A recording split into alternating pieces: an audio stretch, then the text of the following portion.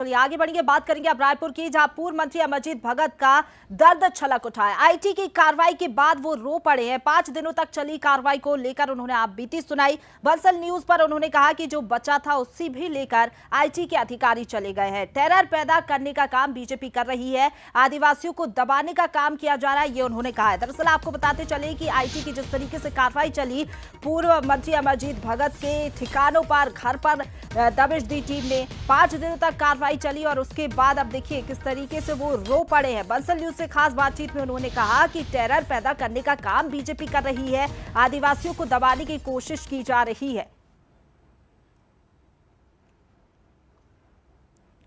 तो ये तस्वीरें आप देखिए, पूर्व मंत्री अमरजीत भगत का दर्द छलक उठा है।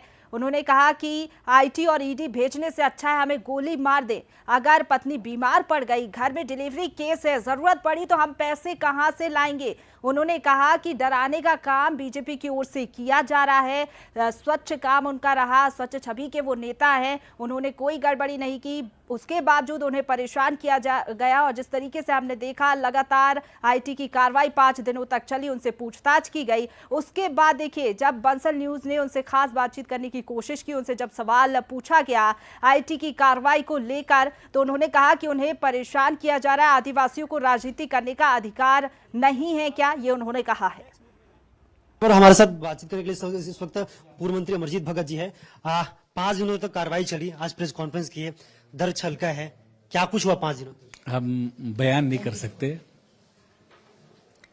किसी को मानसिक यातना कैसे दिया जाता है, इन लोगों को बहुत भली भांति से मालूम है। किसी के घर में एजेंसी बैठ जाए, बाहर पुलिस का छावनी बन जाए, रोज समाचार पत्र में, टेलीविजन में, न्यूज में उसके खिलाफ समाचार प्रसारित हो और उसको संदिग्ध बता दिया जाए, उनको भ्रष्टाचारी साबित करने का कोशिश करे, तो ये सार्वजनिक जीवन में बहुत कष्टप्रद है। 5 दिन तक कार्रवाई चली, उसको लेकर आप ये कह रहे हैं कि गोली मार दी। आखिर हमारे साथ क्यों किया गया? पूरे प्रदेश में जब से छत्तीसगढ़ राज्य बना है, मेरे संज्ञान में तो पहला घटना है। और आदिवासियों का नाम इसलिए लिया कि आदिवासी की जरूरत सीमित रहती है। आदिवासी बहुत गलत नहीं कर सकता। हमारे दरवाजे में जो भी आया है, जितना बना है, हम लोगों ने मदद किया है। हम लोगों की ये स्वभाव में है। और राजनीति में है तो स्वाभाविक रूप से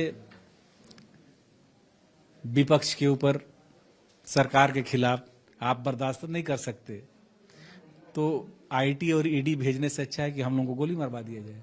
आपने ये कहा कि जो रायपुर और अंबिकापुर से कैश जब्त हुए हैं, जिसको लगातार आईटी बता रही है, तो इसको लेकर आप क्या कहेंगे? कोर्ट भी जाने की नौबत आएगी? मैंने तो शुरू में ही कहा था कि ये मेरे खाता से आहरित राशि है, मेरे और मेरी पत्नी के इमरजेंसी के लिए। अभी कोई बीमार पड़ गया, घर में डिलीवरी केस है,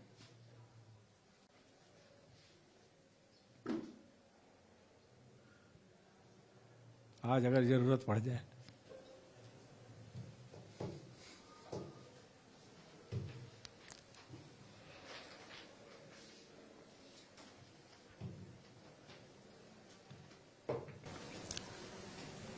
मांगना पड़ेगा, मेरे पास नहीं है राशि। जो था वो ले गए।